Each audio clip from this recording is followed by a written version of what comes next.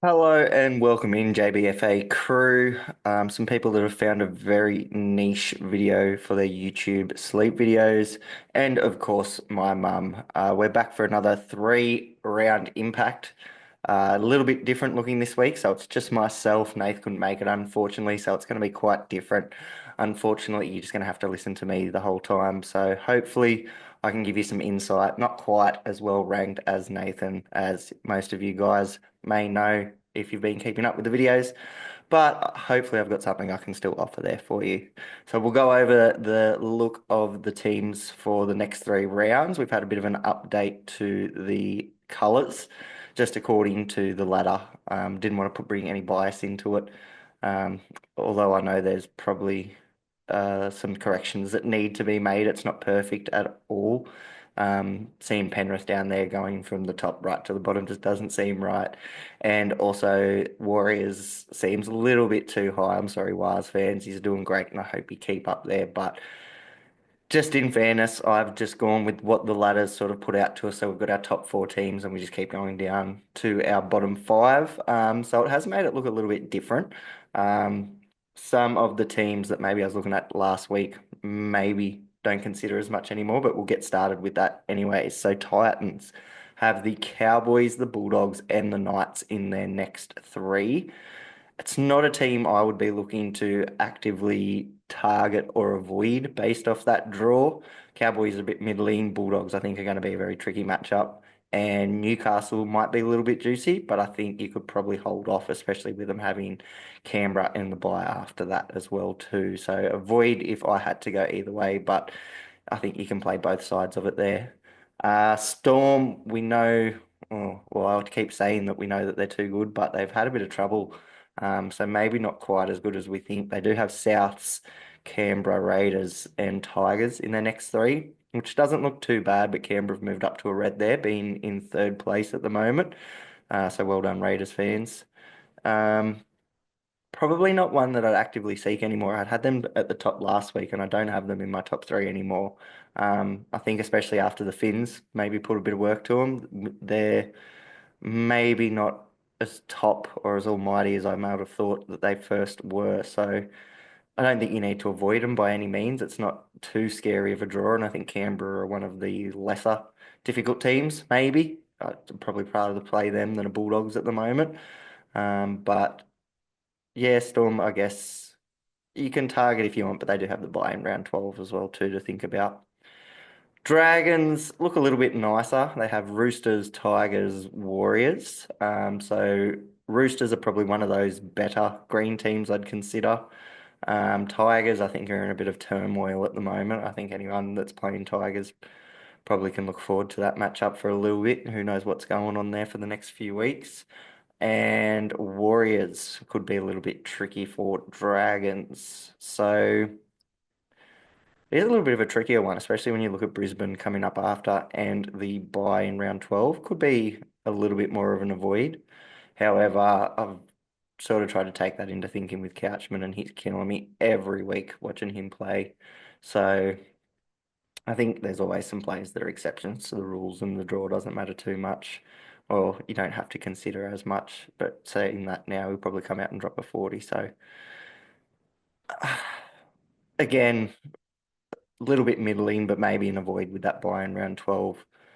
Knights, however, they're not looking to crash hot. However, their draw is particularly after this week. So they have Warriors, Rabbitohs, and Titans, then followed up by Parramatta and Penrith, who are also 2 easier teams considered at the moment. So I guess we'll have to see how they bounce back. But I think that's a team that you can target. They are really solid. They've got the first 2 buys, and they're actually who I have in my third spot. So that's one of the teams that I'd be actively looking to target, if especially if you can find some players that maybe aren't so attacking reliant in that team. Thomas Cant is probably a little bit late now because we have Dylan Lucas, sorry, coming back soon, but there's definitely some players that you could look at. Kai Pearce-Paul is on fire at the moment, so it's definitely a few that you can target. So Knights definitely a team to target. Warriors too, doing so well at the moment. So they have Newcastle, Cowboys, St George, and then they also get you through till round 15 before they have a bye as well too. So they're also another team that I think you can target. I have them as my second highest rated team. Just having a look at the next three games, and then with that added bonus on the buys after, I think that definitely helps them out as well too. So Warriors are my number two team to target to buy. Bulldogs. They have Brisbane, Titans, and Raiders coming up. I don't actually have them on my targets. However, I was just checking because they're probably a team that you could definitely consider. Playing the first bye as well too. Brisbane might be a little bit trickier. It is up in Brisbane this week. But Titans, Canberra, Roosters doesn't look too bad. And the form that the Bulldogs are in, I think you could probably take a punt on them. So if you want to chase any Bulldogs, I'd say you can target them. That's fine. Cowboys now have gotten that buy out of the way. So if there was anyone that you were waiting on, you're really keen on, you could probably go for them now. Titans, Warriors, Penrith, Manly before they have another bye, though. So they've only got 4 games there. So you do need to think about that as well. But the draw's not too tough. Penrith, if they bounce back, definitely makes it seem a little bit trickier. So if you considered them a higher team, then maybe they're a team to avoid. But Cowboys also seem to be playing pretty well themselves at the moment. So no reason to avoid. Not a team that I'd be actively targeting, though, with that bye in round 12. Eels come up to their bye now, so you can make a bit of a decision on some of those players that you were thinking about holding or getting rid of. So Iongi's just come out and scored a double for you to make it tricky to think about if you have held in this long. Hopgood has come out with some terrible minutes, but he's also pumped out a 48 or a 49 in under 40, sub 40 minutes. So probably not targeting, obviously, this week. They do have a fairly solid run through the first two buys after that, though. Cronulla and Dolphins after the buy, then Newcastle. So if for whatever reason your trades work out that you need to get one of them in this week, but I think maybe more you're looking to palm a few of them off at the moment. Manly have Penrith before the bye and then Cronulla straight after it. So that's a team that I would be avoiding for a little while. However, they do have a really good run post that 4 buys and also some good matchups in it too. So they'll have Cowboys, Parramatta, Brisbane, Newcastle, and Titans before a minor bye for the second Origin in round 16. So not a team to target yet.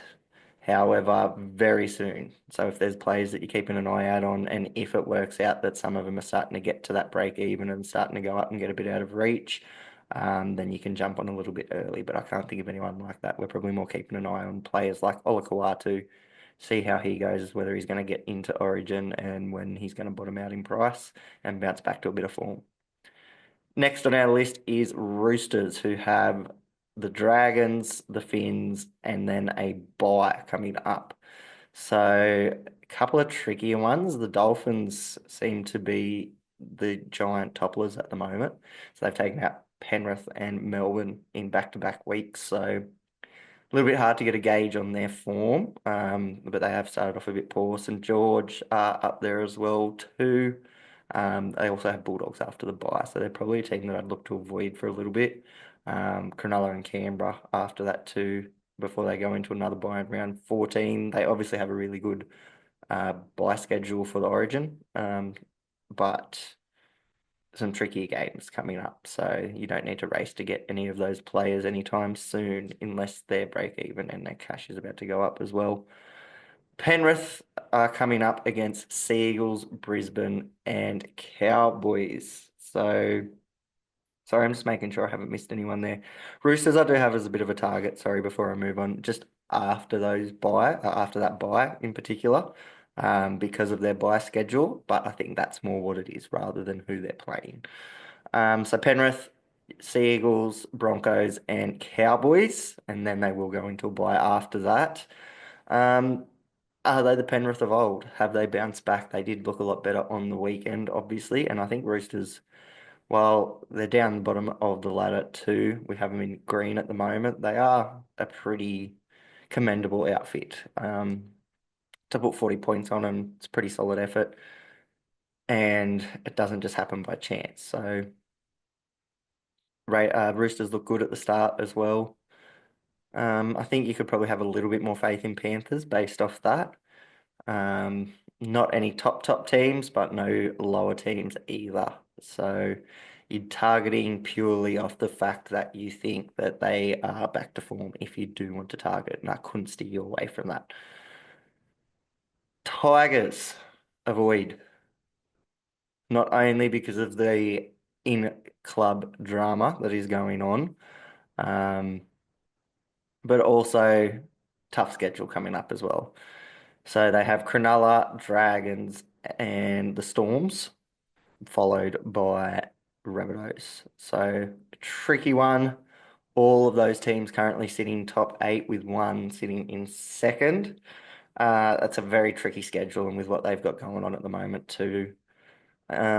Not players that I would want to be targeting, and that feels a little bit silly, having just brought in Dewey to shore up my centres, but we will see how that goes. Um, do as I say, not as I do, I guess, is generally the way that this stuff goes. But yeah, Tigers I have as my team to avoid the most, so would not be chasing any of them unless you have a really good reason.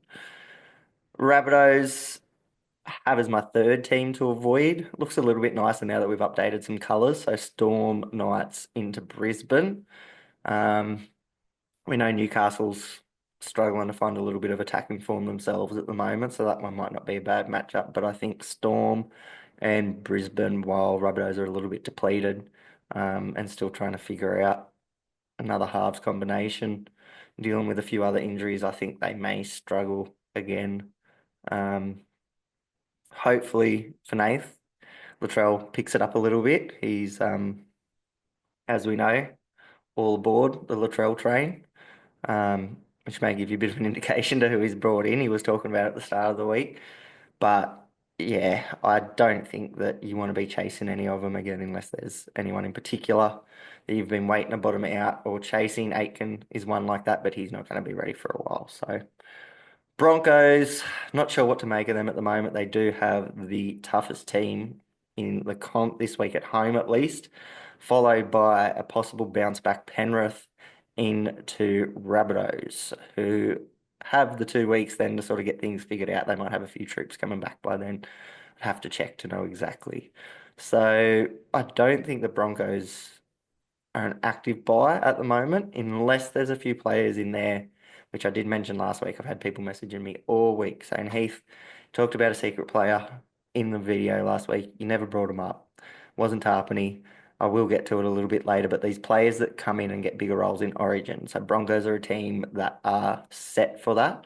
And so they normally have a lot of troops out.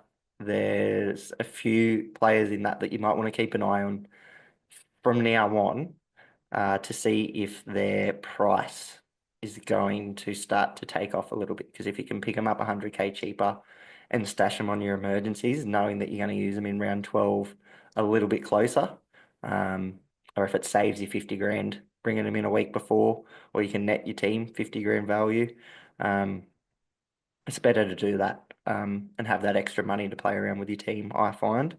So that's the only reason I'd be looking at any Broncos players at the moment. Dolphins have a nice little run. They're probably someone I could have had on a team to target, having a look at that. I think it's just the fact that Sydney, I think, probably are a little bit better than that green. So they've got Raiders, Roosters, and Parramatta, then followed up by two Reds. So Warriors and Bulldogs going into the bye. Um, Finns look really good at the moment. Isaiah Katoa, would have been in my side at the start of the year if I had enough space and it wasn't halves galore and just too many around that price point, but he looks terrific. Um, I couldn't steer anyone away from buying any Finns players at the moment. Raiders, I think, is tougher, but I think Finns will challenge pretty well. Roosters, as I said, are a little bit more formidable, as a lower team. Parramatta are bouncing back too, so maybe that's sort of the considerations for it, and them not quite making a top three spot, but I think you could still definitely target. Sharkies are my team, obviously, that I support, and also up Cronulla, my team to target. So I still think that they look great. With a Tigers team that's got everything going on that they do at the moment, and they've just lost to Parramatta, followed then by Parramatta, who obviously I said are coming into a little bit more form. I think they're going to look a lot better with Mitchell Moses in the side. But I think those two teams, plus Manly have had their own dramas as well this year too. Sharks looked good on the weekend. I think they're definitely a team that you can target attacking wise. As I've said, that's sort of where the bread and butter lies for a lot of Sharks players, other than a Cam McInnes. Your AFBs, your Nickeras, your Hines. If you're going anyone in the backs, if anyone picked up Will Kennedy at the start of the season, well done. But they're all players that you want to see picking up attacking stats. Harodi maybe as well too. So it's a good run for the fantasy relevant players of Cronulla Sharks. So number one team to target for me and Raiders. Lucky last I have as the second team to avoid, which seems like a very big switch up because they've been a team that we've had to target. Whether it's just been this adjustment in it, Melbourne and Canterbury Bulldogs have always been at the top. So maybe it was just getting a little bit closer to it. They've looked quite good. So obviously they're sitting in third. But I think with a Finns team that's just beaten Storm and Penrith, last year's grand finalists, followed then by Storm and by Bulldogs, an unbeaten team thus far. That's a tricky schedule. They do have a really good bye schedule following that. So uh, if you're wondering what these colours are, that's where I've updated it to the end of the buys. So everything's updated to go with the NRL ladder as it is at the moment. And I just got to around 19. I had to do each box individually. So hopefully Jamie can teach me that and how to update it and just get the colours to switch over. But I think Raiders, yeah, they're looking like a tougher matchup, and I've got them as the second team to avoid. And if you like the buy schedule, as I was trying to get at before, the they do get you through until round 19, only missing two, which is pretty handy. Your second major buy, third minor. So it's only that second major one you've really got to worry about your Raiders players for. So that can be a reason to target. But I do think they've got some tougher matchups. So if there's anything that was sort of swaying or holding you off, that could be your reason for that.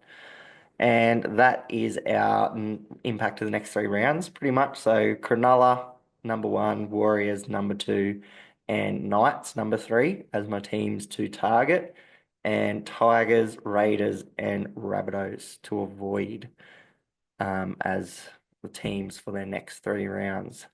So we'll jump over now quickly to the People's team, which, as this is our last week, Jamie will be back in the country next week. So I had to go out on a little bit of a bang. I know it's meant to be a democracy, but dictatorship for this week. I apologise. We had 90% vote for May to be the People's Team captain. Remaining 10% picked Yo. Not a single person picked the man, the chin, and I had to go with him. I'm sorry. Um, and it worked out for us, didn't it? So, of course, it was completely accidental. I was checking out a few of the trades that some people had put up in the group and rolled back the team and forgot to put the captains back and didn't realise until about halfway through Friday night and freaked out for about 15 minutes. Messaged Nathan, just basically saying, look, they're coming for my head next week. May's going to go over for a try, which he did. But thankfully, at this point, May's had a few updates. Cleary has still outscored him. So I've gotten us a few extras there. We finished off the round with a 9,993. So just shy of that 1,000, which does hurt a little bit, but obviously we're moving up in the ranks still. We've got to be pretty happy with that. We have gone from a 6,808 up to a 5,344, all while holding all three trades this week. So putting ourselves in a really good position. I think if we have a look over here, JBFA private group, we can see we've saved a trade in round two and trade in round three. So that's now five that we've banked up. So that means that On the path that we are going, we can probably trade a little bit heavier when we get to the buyers, which I think is probably a pretty good idea, being that we're a collective. It does make it a little bit tricky to buy a plan maybe for a team like this. So if we have a few extra trades up there, we can trade heavy. Only real underperformers, Katoga and Jenkins. Garrick was a little bit disappointing, so was Toa, but that was due. Um, Other than that, I think we've done really well. We managed to loop Munster for a Toya and score 4 extra points. So it wasn't fantastic. Tamale, 55 on the bench hurts a little bit, but we couldn't. Sorry, that didn't work, did it? It's a little bit late on Monday night trying to get this out. But we ended up looping with the Munster and Toya because otherwise we would have either had to play Munster or leave him out once we knew that Egan was playing. So there was a world where we could have looped Tamale. I think we probably would have taken Toya's 41 though if we had seen that anyways, and it would have felt a little bit off to either leave a Katoga or a Toa out with how well they'd been going previously. But Katoga, my God, what was that this week? I avoided him all. I wanted him preseason.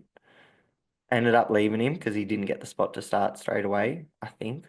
And then I've just hasn't been the right trade, hasn't been the right trade. I felt like there's been someone better and finally felt like I needed to get on. And he does that, drops to 16 and was on 3 at halftime. So might have broken him, as people say when you trade him in. That was a shocker. On that, we might as well jump over onto my team. So Katoga was one of my trade-ins this week, trying to shore up my centre. So that's backfired. Obviously, Tamale went out of the team. Dewey also came in, so not what I expected or would have hoped for with him being in the halves. It's obviously not too bad of a score, especially for where he's priced at. But being that he's not real good for that round 12 coverage. And there's talks of the young halfback coming back. I can't think of his name right now. I apologise. But yeah, that might be a bit of a dud move and might come back to bite me a little bit. But in that, I can't complain too much. As you can see, I got 1,004, so I've finally cracked 1,000 for the year. I think that's my first round so far. Moved back up the ranks again, so I was down at 7,116 after last week, after being up in 2,500. So crawled back half of that, so I'm pretty happy. Obviously used my 3 trades and had Jane Campbell sitting on the bench. It was too late to use him once I found out the news that he'd be gone for a while at least. I was trying to hold just in case, and he let me loop Iongi in, so wasn't too upset with it. It gives me some cash to play with next week. Hopgood possibly goes as well too now that he's on the bye. That PPM's terrific, but those minutes are not. So I think that price point, there's just better people you can lock in. There's a good chance he goes off to Origin as well too. So I think it will be time to say goodbye to the Hop God. And in terms of who I'm looking at bringing in, there's obviously a bit of money there to play with.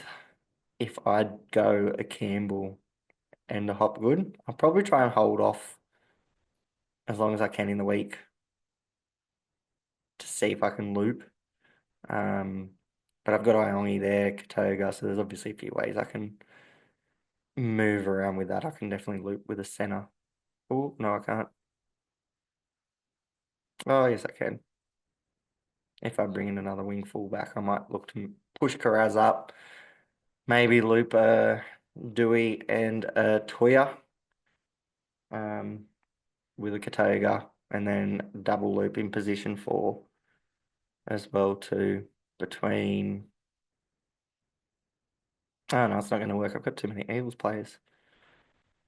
Yeah, all right. So Hopgood's definitely going to go this week then, isn't he? For Eels.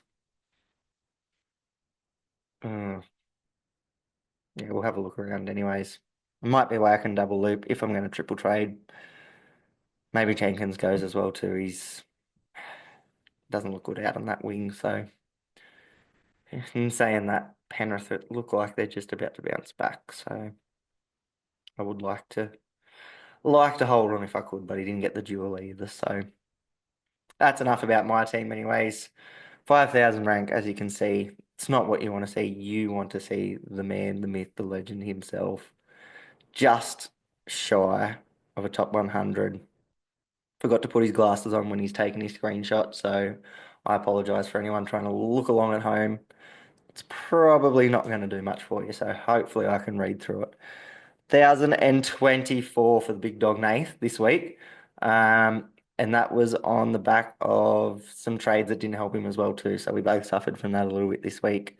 He brought in Latrell Mitchell very late. And I don't have his exact trades up in front of me, but I know that Wong was being tossed around initially. But as you can see, he did manage to hold on to Wong. Probably wasn't what he had hoped for, that 44. Um, but sorry, I just can't think of who his other trades were. No, he's got Tamale, he's got Toya. Jenkins? No, he's got Jenkins. Savala came in. Latrell Mitchell came in. And held on to Sharp. He was looking at that too. And there was definitely a third trade in there, so I apologise. I cannot figure out for the life of me who that third person would have been. Maybe it's because my eyes are having an aneurysm trying to read it. No, but Nate's obviously doing really well, sitting at 120 rank overall. So 1,024, as he said, he could have been up over 1,100 if he had played his cards right with his trades and kept Latrell out of there. So someone to watch out for, and definitely someone that knows his fantasy footy a lot more than he might let on. I know he's trying to give a lot of credit to the group, but it's that risk versus reward. He really is playing it hard, and it seems to work out for a lot of our crew. I know Andrew's a bit like that too, so I think he's coming first currently out of our JBFA private squad. He'd be sitting up there very high, and he's very similar where he's looking to trade, keep on top of things, and almost that get ahead of the pack, and that seems to be the strategy that works, especially here early on. A couple of us are a little bit more patient.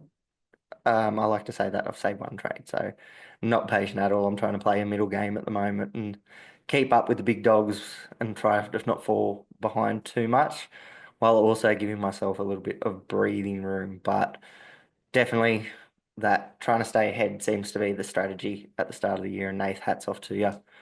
Um, and that's probably about it for his team, I think, at the moment. If you want to follow along, he's going to be nice and easy by the looks of it. You can just open up your rankings. You don't need to go looking for him.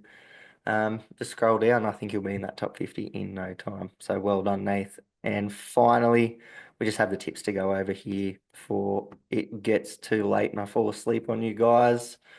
Um, we don't want the ladder. We want the draw here. So Bulldogs taking on Brisbane up at home.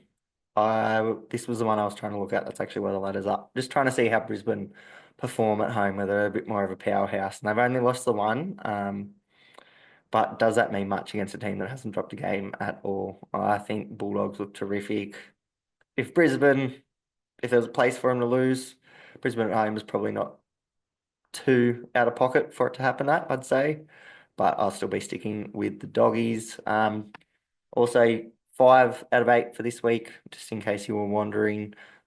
This little 3 game streak in here of Dolphins and Storm, Warriors and Broncos and Penrith and Roosters was what got me this week. I got all the rest outside of that. I think quite a few were sort of 5 or 6, so I think a fair few took Penrith. I think my upsets were sort of more in Dragons and Eels getting up, so few others that I'd say there's a few Wales fans that picked it out there too. So 5 and 6 seem to be pretty general for the week, so nothing too crazy. But doggies, first game, definitely. Roosters and Dragons, Anzac Day clash, so that makes it a little bit different, I guess. a few Roosters playing the form for Anzac Teddy especially. Maybe Tedesco should be number one on my teams to target based off that. But I'm still going to stick with Dragons. As I've said, I like Dragons this year. I think they made the best signings in the off season, and I think they'll be there um, come finals time. So I think Roosters have got a bit more work to do before they get up there. So Dragons for the second game. Warriors at home against the Knights could be a bit of a bloodbath. So I'm going to take the Warriors, unless Ponga shows up for the New Zealand fans. I doubt it. Maybe they sign him next year. Maybe this is it. Maybe he's coming out for 5 games. He's been saving himself for 5 tries um, in this game. And then they're going to announce him as their big signing after. Who knows? But I'll back Warriors anyways. Storm, I think we'll get it done over the Bunnies this week. Lose my voice there. Uh, Cowboys and Titans. Nice Queensland clash. That could be interesting, actually. Titans with a few out, though. I think I'd have to lean towards the Cowboys. They've just had the week off. I think there was a bit of data around last year about teams coming off the bye quite well. So, Cowboys for me there. Panthers and Manly. I think I can jump back on Penrith. I said I wasn't tipping them until they showed me some form. They've shown some form. They look good. Cleary scoring 93 points. Not getting involved in the attacking stats, I should say, not just the attack. Too much. Imagine what they can do once he has a ceiling game. So Panthers for me, Raiders and Finns could be the matchup of the round. I like that. Down at Canberra, I think I'd have to lean towards the Raiders, but Finns are in some really good form, so I wouldn't hate anyone for backing the Finns there. If I have a quick look, Raiders 3-0 at home, that always bodes well. Dolphins 1-2, yep. So I'm going to go with the Raiders on that one. Tigers, I've said it before or last week that they do tend to get us, but now doesn't seem like the time. Um, they are not all focused on footy at the moment, unfortunately, and it must really suck for the Tigers fans. I've got a few mates I know, and just when they're starting to look good, they get all this drama sort of blow up. So it's quite unfortunate. Hopefully, it all gets sorted out fairly quick and they can keep playing because they were looking well at the start of looking good at the start of the season. What did I just say before that? There we go.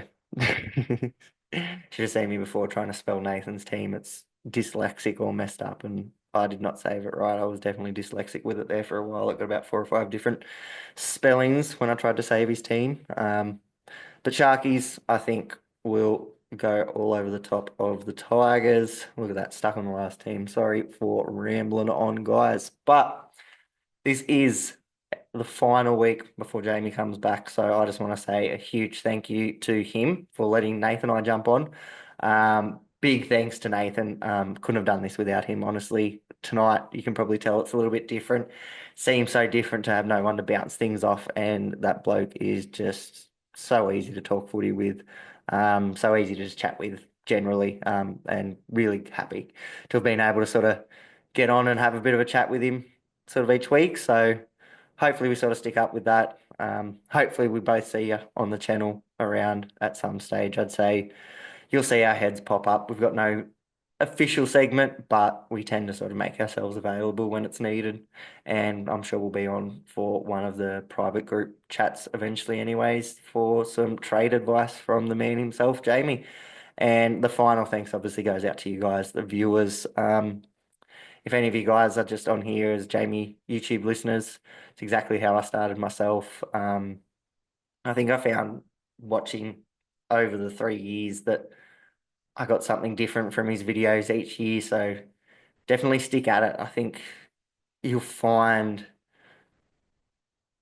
that the strategies and the way that people talk about it, if it doesn't make sense now, it will get to a point where it does. And a lot of the um, just the know-how of how to keep yourself sort of up high and have these sorts of rankings where, if we jump over to my team here, you can sort of start off a little bit lower, but you build yourself up well. And that's what I've been able to do sort of over the past 2 years, sort of since joining Jamie's group, but even the 3 or 4 years before that, sort of moving up from a, say, 50,000 group, 50,000 rank, sort of up 40, 20, and just sort of slowly moving into last year. I was in the 500s.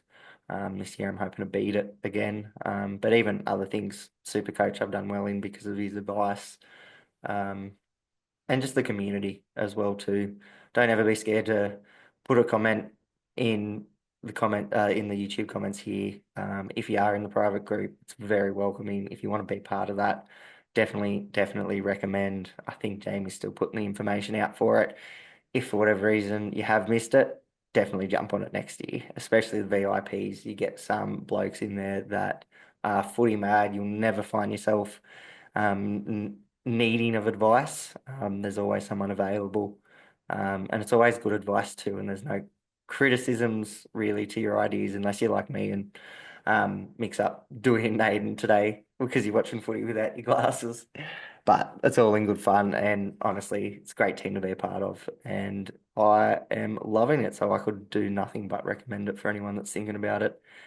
Even just as I said, following along with the videos, if that's what you do, there's a lot to take out of that. If you listen along on podcasts, I was trying to be a little bit more mindful of you today, and hopefully you can listen along as well too and get all that information. But visuals as well too. I think that's Jamie's bread and butter in being able to go through and break down how players score their points, where a player's base comes from, what you can sort of expect to see, and whether it's a bit of a spurt in a run of games or it's something that's sort of in their bag and you can expect to see regularly. So thanks. Sorry, rambling on a bit again, but I just think very highly of Jamie and everything he's put together here. So couldn't recommend jumping on board anymore to anyone that's thinking about it. But hopefully see you around again, crew. Thanks for having me on and all the best for the rest of the week. Hope you had a happy Easter.